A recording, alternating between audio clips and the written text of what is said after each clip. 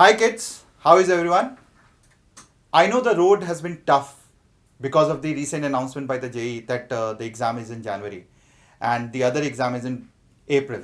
So it is extremely tough for the students. I can understand that. But all we can do at this point of time is walk towards our goal without getting distracted. And we all are seeking at this point of time a strategy which can improve our marks by 40 or 50 or 50 or 60 marks minimum in very less amount of time. So students, I am Anand Prakash, co-founder of Vedantu, and today I am going to tell you a strategy which will definitely increase your marks by 50 to 60 marks in very less amount of time. Why I am confident about this strategy? Because I applied this strategy on myself. What I did was I picked up a topic which I had not studied in the last 1 year, worked on it through this strategy. I will tell you in just few minutes time, and I saw a tremendous improvement in that topic and I was able to solve almost every problem which was asked in JEE Main. So are you ready with me?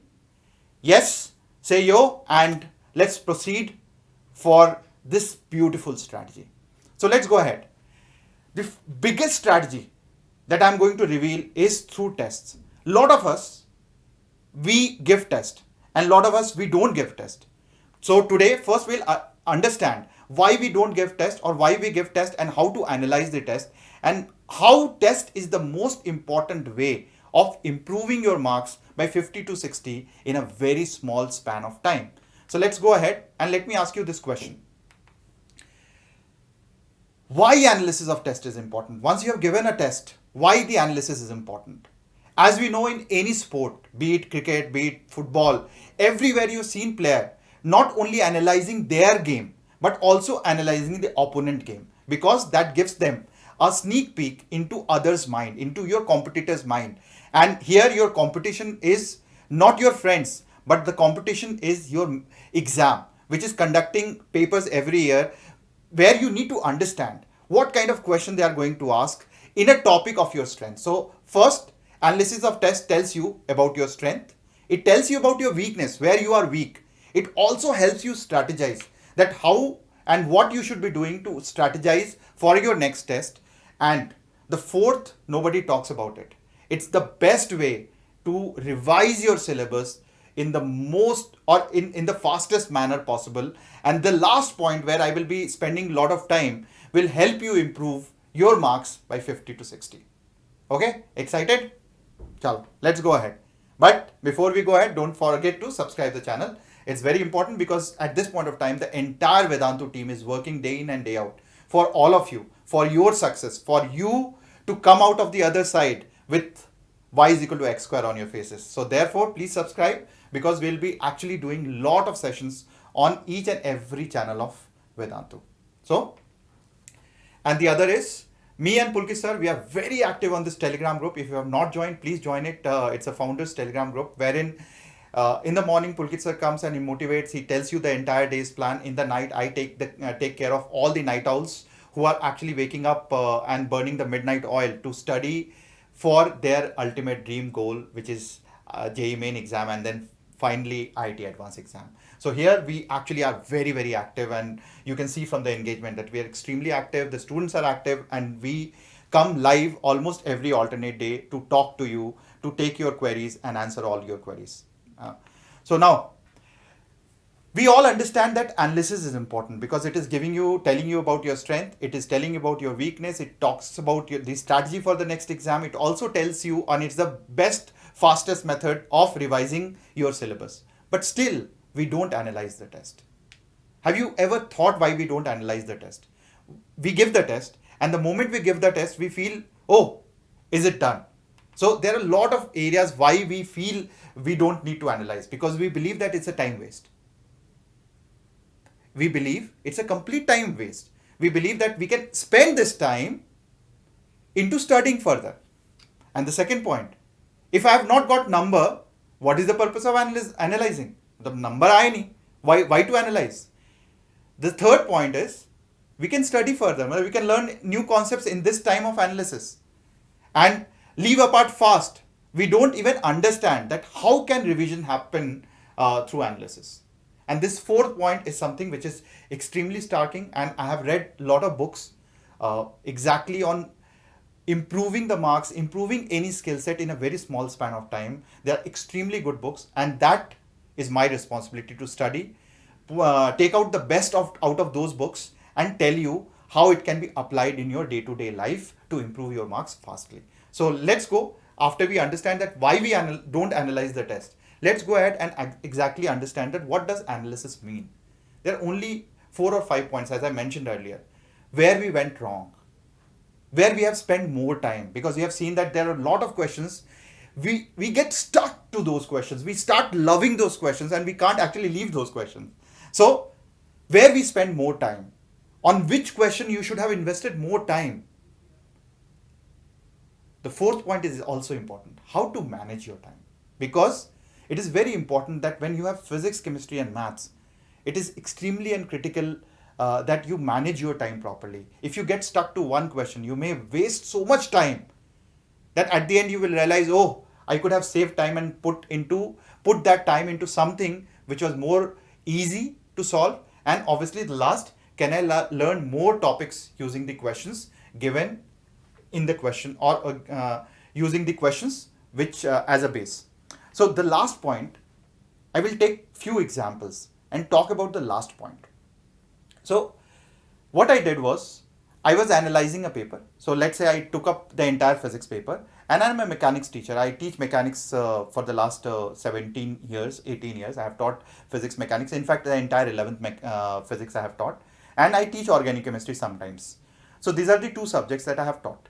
I have never touched 12th physics in the last almost 16, 17 years. So I thought, why not pick up something which I don't know and try understanding what kind of questions being asked, directly jumping into the question, trying to find the theory around it, and then apply into other questions which was asked in the JEE Main, and see if I have learned the concepts and I can learn the concepts through questions or not. So let's see, let's take one example, and let me just go ahead and actually talk about capacitance. So what I did was, I actually took one topic, capacitor, and I studied that.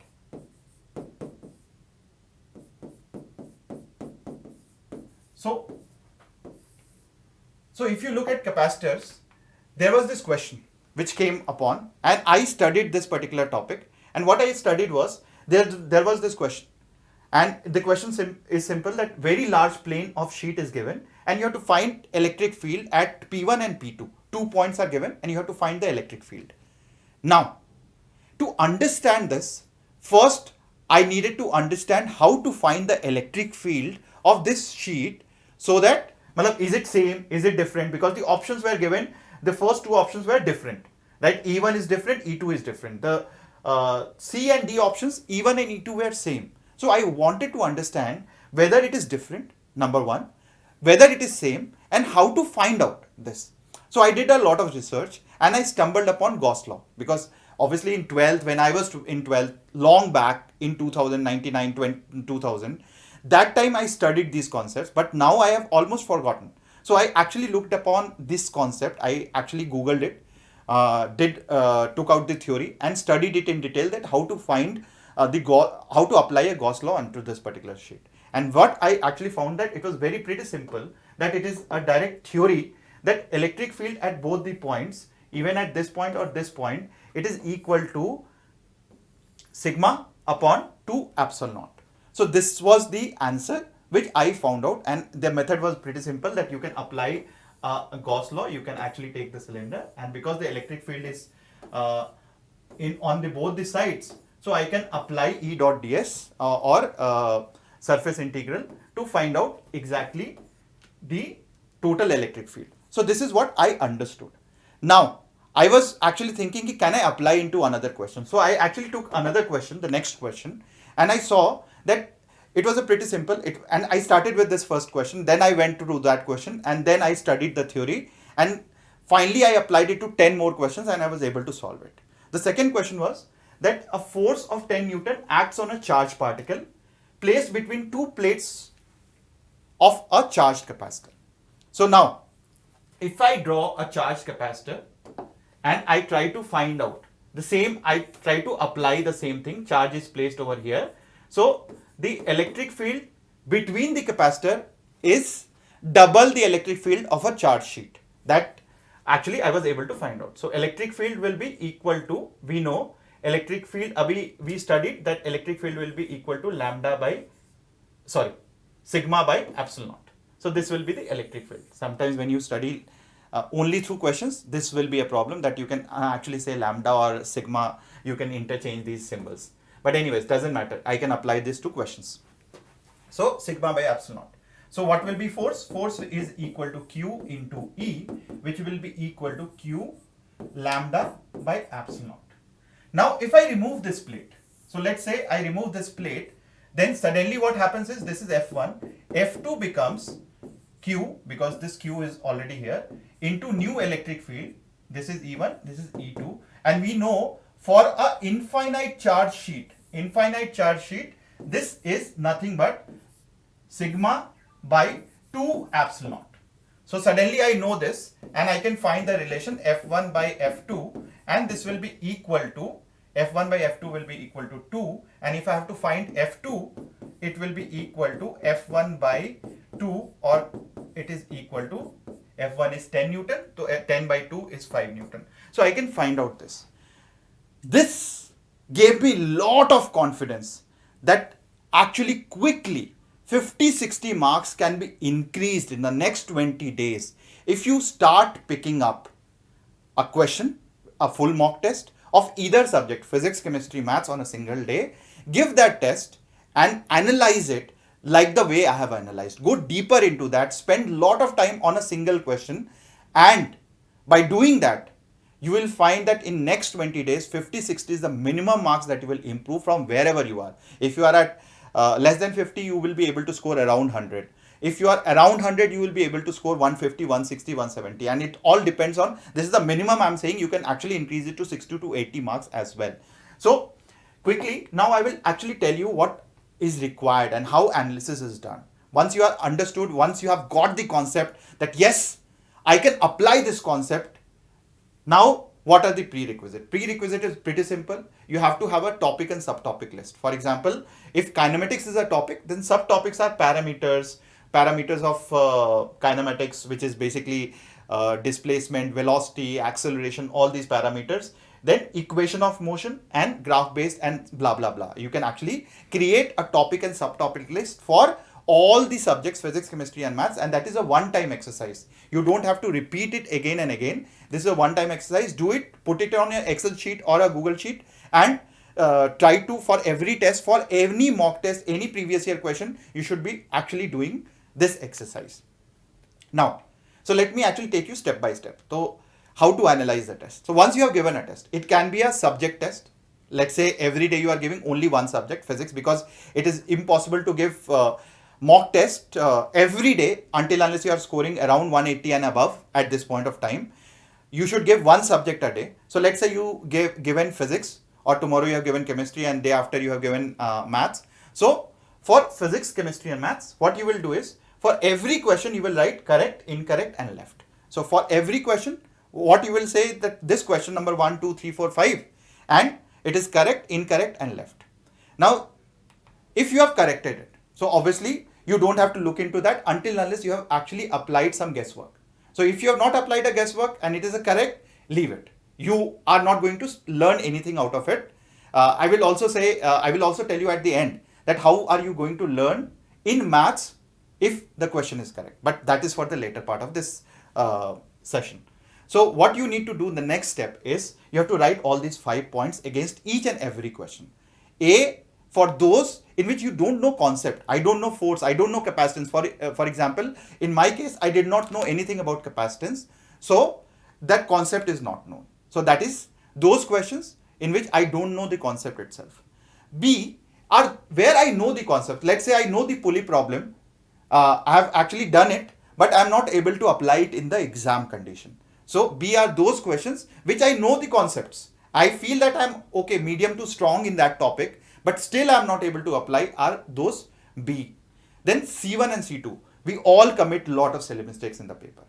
And therefore, C1 is those type of mistakes in which we have committed reading silly mistake, which means which of the following is not correct, but we actually assume that which of the following is correct and marked A or B, which is the first option which we saw.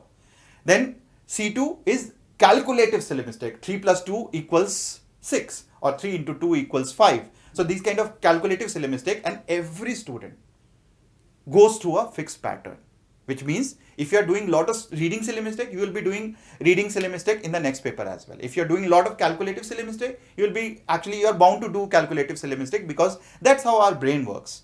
And D are those questions which were very easy, which you could have scored in the paper, where your marks or rank would have increased, but somehow you left it.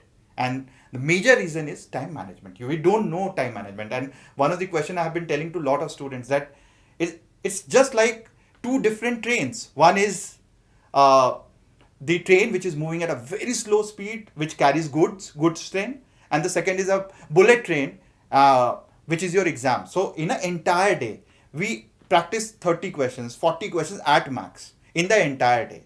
But we are expected to solve 75 questions in 3 hours time. So imagine one is a goods train, the other is a bullet train.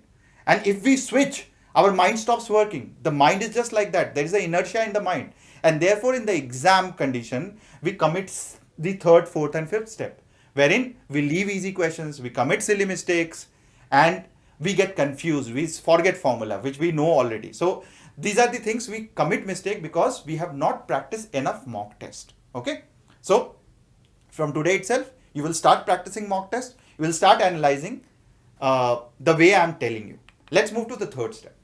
Once you have actually done that, you will analyze the gap, which means you will, for every mock test, it can be a subject test, it can be a complete test, you will actually write down your potential score. And this I started with my top 10 ranks. Initially, I thought that it is only for the top students, but I have seen in the past 16, 17 years that it applies to each and every student. You have to write potential score, be it 50 marks, 100 marks, or 200 or 300 marks, full marks. So anything, you have to write your potential score. And potential score is, if you have given 4 hours instead of 3 hours, obviously you would not have done silly mistake, because you would have been calm and composed, and you would not have left the easy questions. So if you combine all these, what is the potential score that you can get if you get 1 hour extra in the test paper? The second is actually how much marks you scored in that paper. And the gap tells you that this is the displacement that you can do in this span of time. So let's say any student is scoring 30 marks or 60 marks, but their potential is 120. So that is the gap, students, understand. That is the gap which you have the ability, but because of certain things, certain methods which you have been following till date, you are not able to fill that gap. And all we have to do in the next few weeks is to fill this gap, reduce this gap as much as possible. And the third is, where are the gaps and what should we do about them? That is the third step. Now, if your problem lies in A, B, C, D category, for example, my problem, and therefore I said there are a lot of learnings which can be done from the test itself. And when your time is short, the best learning happens through the test. So A, B, C, D tells me that A is, I have to go and read the theory, the solution to A point. I have to watch video. So either read theory or watch video. So what I did was I Googled and actually read theory, and I tried to understand why. First, I actually looked at the parallel plate capacitor, and I saw to solve that, I need to understand how electric field is calculated. But then there was another question, which was, there was a chart sheet. Then I actually saw that there is a solution to it. And then there was a very difficult question, which I have taken towards the end.